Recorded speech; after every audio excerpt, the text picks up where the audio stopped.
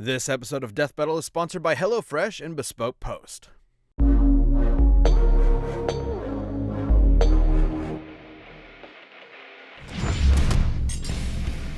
Magneto, Marvel's mutant master of magnetism.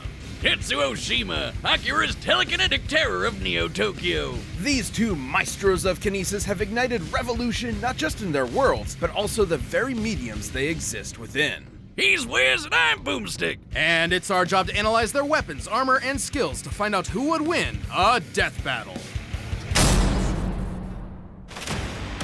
In the short duration of modern civilization, likely no conflict tested humanity more than the Second World War. In the primary Marvel 616 universe, this fact is no different, especially to the Eisenhart family and their only son. You may know him as Magnus, Eric, or Max, but if you ask him, he'd say his true name is Magneto. As a Jewish child in Nazi Germany, Magneto's early life was, well, extremely traumatic. Even after eventually escaping certain death with his future wife, misfortune always followed wherever he went. Thanks to his unexpected mutation called the X gene, the mark of a superhuman. After settling down in Russia with his new family, the KGB quickly found out about this quirk, so they burned his house down with his own daughter inside. Naturally, he snapped and killed them all. I don't blame him, I'd do that too. Too bad his wife didn't get it and ditched him though. But that's when Magneto made a choice. Since humans hurt him his entire life, he'd do the same to them in the name of mutants everywhere. At first, Magneto turned to the telepathic powerhouse Charles Xavier and his fledgling team of heroes. But his new friend wasn't thrilled with the idea of, subjugating the human race. So, Magneto formed his own team of mutants, the Brotherhood. Magneto can telekinetically move, bend, and reshape any metal he's aware of. Bullets, vehicles, buildings, you name it. Even himself when he manipulates his personal magnetic field for flight and energy barriers. Magnetic kinesis is far more versatile than it would appear at first glance. The blood in your body has iron in it. The air has traces of lead and mercury. Whole mountains are lined with metallic ore. The Earth itself is surrounded by a literal magnetic field. So many toys for Maggie to play with. He can detect magnetic fields at such a huge range, he can even pinpoint Earth's magnetic rays while stranded on a planet in another galaxy. And guess what? He was able to use those rays to pull himself back to Earth in a single day. His range is even more remarkable than that. Did you know that in 1820, physicist Hans Christian Ørsted discovered that electric currents, like those of electrons and protons and atoms, produce their own magnetic fields? Magneto can fine-tune his control to affect these very subatomic particles. Dummy here will illustrate such a particle, with positively charged protons and negative electrons. My life is as meaningless as an atom is small. So what you're saying is Magneto could, yank one of those out? Correct, potentially changing an atom's entire chemical makeup. However, neutrons do not have a charge, and without the ability to adjust those to accommodate the change in atomic mass, the atom would become unstable and... Finally! do that. Magneto's violent protest against humankind clashed with Xavier's peaceful reconciliation, not unlike the ideologies taught by Malcolm X and Dr. King, by whom Stan Lee and Jack Kirby were inspired. Magneto would spend most of his career pushing Xavier away to prove his philosophies superior, which meant doing battle with Xavier's school of thought, quite literally. And Baldy's mind powers are no joke, but thanks to Magneto's psionic repelling helmet, Professor X couldn't touch him. Magneto survived Cyclops' earth-splitting lasers, absorbed the power of the sun to battle Iron Man, ripped the adamantium skeleton out of Wolverine's body, and even taken on Hercules himself. You know, the Greek legend, Zero to Hero? The guy who held up the skies of Olympus for Atlas? That Hercules. Seems sensible. Magneto once used the Earth's magnetic field to overwhelm the Phoenix Force, which can effortlessly destroy planets, let alone far more. Hell, if he really wanted to, Magneto could totally just fling the Earth off its axis. It's entirely possible he may have eventually resorted to just that. Over time, it became clear Magneto's war was doing far more harm than good for his fellow mutants, however well-intentioned he may have been at first. Luckily, he later realized he was going a bit overboard and began reevaluating his perspective. Good for you, Mags. It's really tough to recognize when you're the baddie. It took time and patience not just from Magneto, but also from his peers. Yet eventually, his path was completely changed. He even became a leader for Xavier's X-Men. But don't let his new goody two-shoes ways fool you. Whenever there's a threat to mutants, you can bet Magneto will be there to annihilate it. Forever, by any means necessary. This episode of Death Battle is sponsored by HelloFresh. With HelloFresh, you get farm-fresh, pre-portioned ingredients and seasonal recipes delivered right to your doorstep. Skip trips to the grocery store and count on HelloFresh to make home cooking easy, fun, and affordable. That's why it's America's #1 meal kit. HelloFresh now has 30 dinner recipes to choose from every single week. That's the most choices of any meal kit. Foolproof step-by-step recipes mean a joyful cooking experience and a stress-free summer. Plus, HelloFresh cuts back on time spent in the kitchen with meals ready in around 30 minutes or less. HelloFresh is 72% cheaper than dining at a restaurant and is even cheaper than grocery shopping. That's money back in your pocket. HelloFresh has definitely saved me on more than one occasion. Mad scientists like myself don't always have the time to do all their own cooking from scratch. Go to HelloFresh.com/deathbattle16 and use code deathbattle16 for up to 16 free meals and 3 free gifts. That's HelloFresh.com/deathbattle16 and use the code deathbattle16 for up to 16 free meals and 3 free gifts. HelloFresh, America's #1 meal kit. Over 30 years ago, a new type of bomb was set off over Tokyo, and 9 hours later began the Third World War. Welcome to 2030, or 2019 if you're watching the anime. The buildings are taller, the motorcycles are cooler, and the future is brighter. Oh, wait, not really. If you find yourself in the capsule gang, you'll meet Shotaro Kaneda, who's like your textbook anime Chad. Gets the ladies, beats the baddies, and cops the sweetest rigs. Man, I need to get me one of those. And then there's the little brother of the group, Kaneda's best friend, Tetsuo Shima. He's, well... the exact opposite. A total wimp. As a kid, Tetsuo in his college thesis forehead got bullied for being the new kid at the orphanage. That's until Big Bro Kaneda came to the rescue. Eventually, the two went to vocational school together and formed the Capsules. But Tetsuo was never satisfied with Kaneda being the leader of the pack. Tetsuo desired more than anything to be top dog. Oh, I can just see that monkey's paw curling in my mind. Or that kid walking down the street. Shit! Tetsuo, watch out! You're gonna... That definitely should have killed him. But since it didn't, Tetsuo earned himself a ticket to military confinement. Turns out they had an under-the-table program for developing child superweapons. In the same program that backfired and jump-started the war, Tetsuo became Japan's Esper number 41.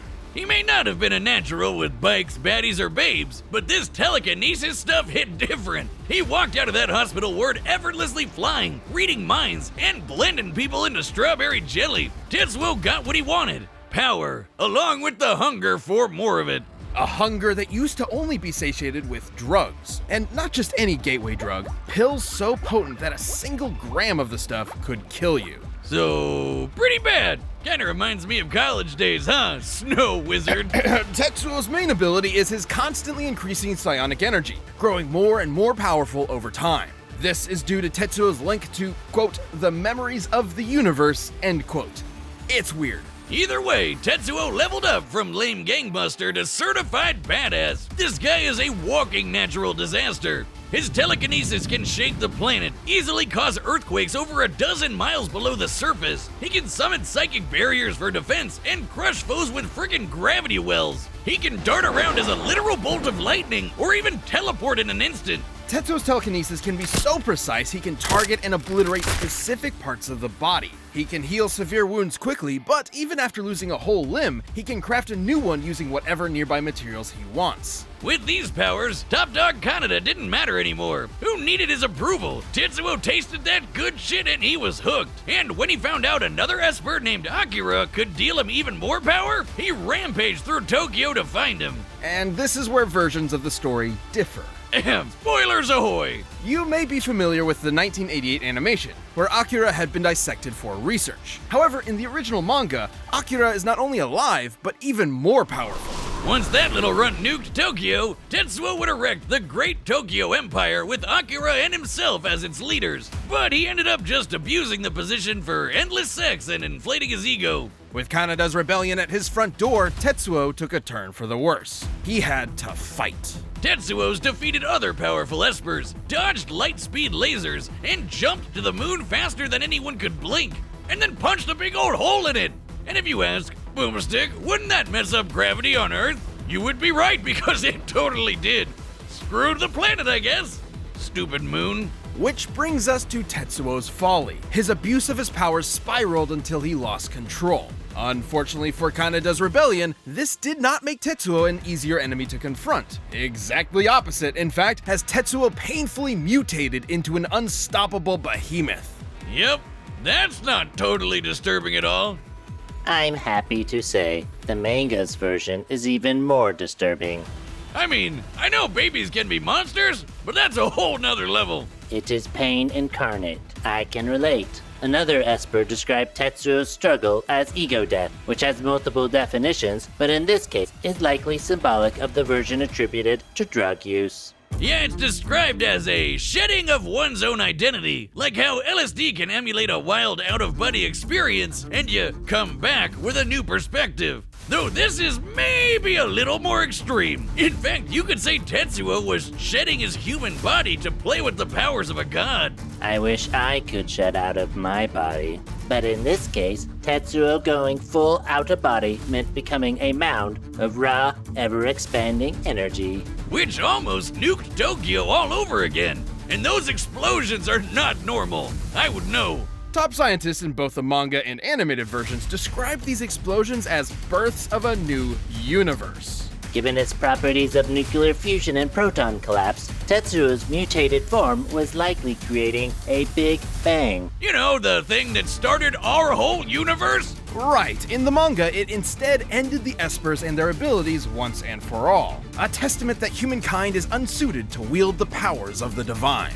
Though the anime's even more trippy. Thanks to Akira and his buddies, Tetsuo got so high on ego death, he ascended time-space to become god of a new universe. Kinda worth it, right? And yet, Kanada kept his empire up in his honor, now as the Great Akira Empire. Ironically, in death, Tetsuo finally received the attention he so desperately craved. This episode of Death Battle is sponsored by Bespoke Post. Take your summer adventures to the next level with Bespoke Post and their new seasonal lineup of must-have Box of Awesome collections. Bespoke Post partners with small businesses and emerging brands to bring you the most unique goods every month. Like the Carnivore Box, which has this amazing American barbecue rub, perfect for a true carnivore like myself. No matter what you have going on this season, Box of Awesome has you covered. From camping gear essentials to beach day and travel must-haves, Box of Awesome has everything you need for summer. To get started, take the quiz at boxofawesome.com. Your answers will help them pick the right Box of Awesome for you. Each box is valued at around $70, but you only pay a fraction of that price. Plus, with each Box of Awesome, you're supporting small businesses. 90% of everything that comes in your Box of Awesome is from a small up-and-coming brand. It's free to sign up, and you can skip a month or cancel anytime. Get 20% off your first monthly box when you sign up at boxofawesome.com and enter the code DEATHBATTLE at checkout. That's boxofawesome.com, code DEATHBATTLE for 20% off your first box. Boxofawesome.com, code DEATHBATTLE.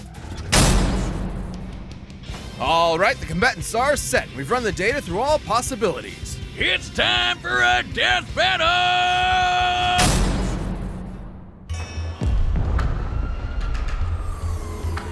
Even in Japan, they fail to recognize our superiority. Wrong country, Grandpa! You're in Akira turf now!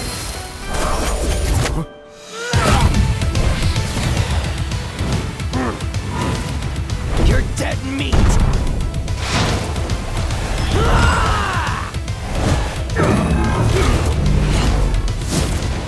Impudent child! The hell are you calling child? I make the rules around here!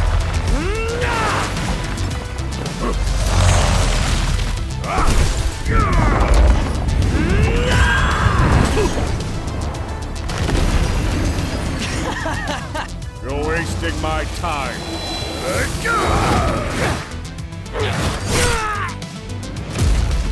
Parlor tricks for the master of magnetism.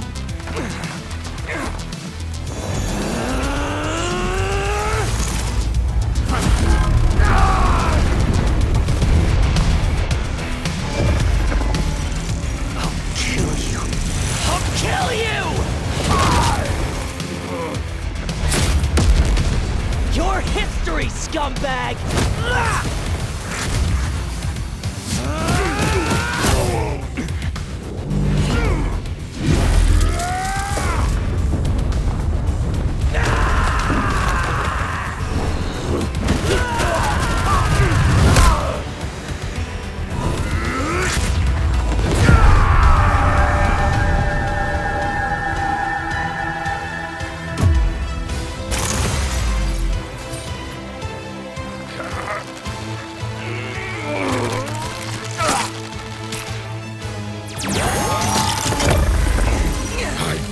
I've had enough tantrums to last a lifetime.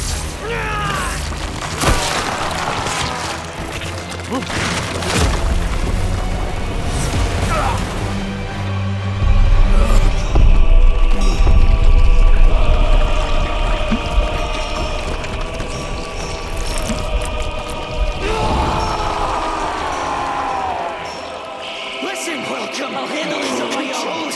Not weak. Die! Hurts. Help me.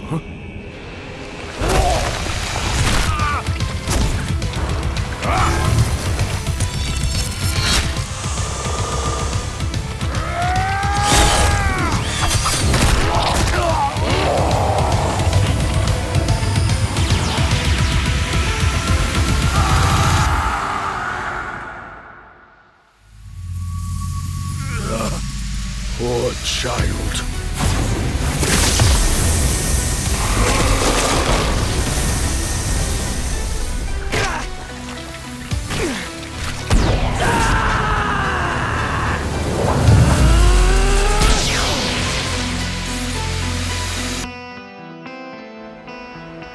Thank you.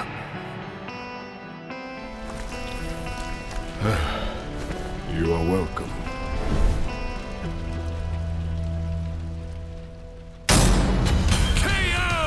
Tetsuo! Oh, God. I'm never doing that again. Tetsuo's esoteric telekinesis and other bizarre abilities certainly gave Magneto pause, but the Master of Magnetism had greater control over his foe.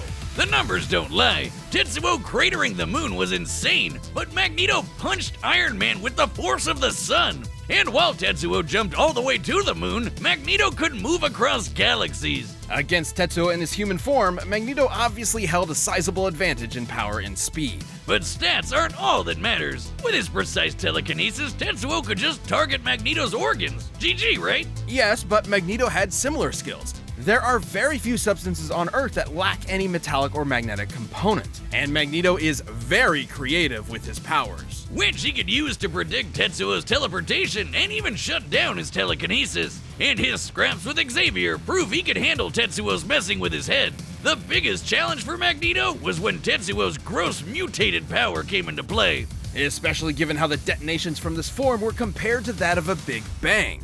Although the authenticity of that observation is questionable. In truth, the Big Bang was a sudden expansion of matter on a universal scale, whereas Tetsuo's explosions are more akin to nuclear blasts, clearly intentional given the post-war symbolism of the Akira story. The whole creating an alternate universe bit wasn't even part of the original material, so we can't exactly call it canon. But let's just say the comparison wasn't superfluous. Let's say Tetsuo did in fact cause a Big Bang capable of creating or destroying an entire universe, alternate or otherwise. Turns out Magneto had the tools to stop that too. Helmet Head could overpower Hercules, who was strong enough to hold up the skies of Olympus, which is literally heaven and an alternate universe. This doesn't necessarily mean Magneto could easily destroy a universe with a snap of his fingers, but it does prove he can match a similar level of power. And context is everything. Tetsuo's Big Bang eruption specifically exhibited proton collapse, meaning its atomic structure was primarily an unstable mess of neutrons and electrons. And Magneto has detected and commanded unstable electrons before. This means Magneto had every means available to take control over this Big Bang. Damn, and I thought he could just move some metal around. It's like the question posed by some of the greatest prophets of our time. Fucking magnets. How do they even work? Magneto's astonishing power and intelligent control over all things magnetism triumphed in the end. Tetsuo pushed his luck, but didn't have the metal to pull off the win. The winner is Magneto. Thank you for watching this episode. If you'd like to directly support the whole Death Battle team, click that join button and consider becoming a member. We'd really appreciate it. Hope you like the next one.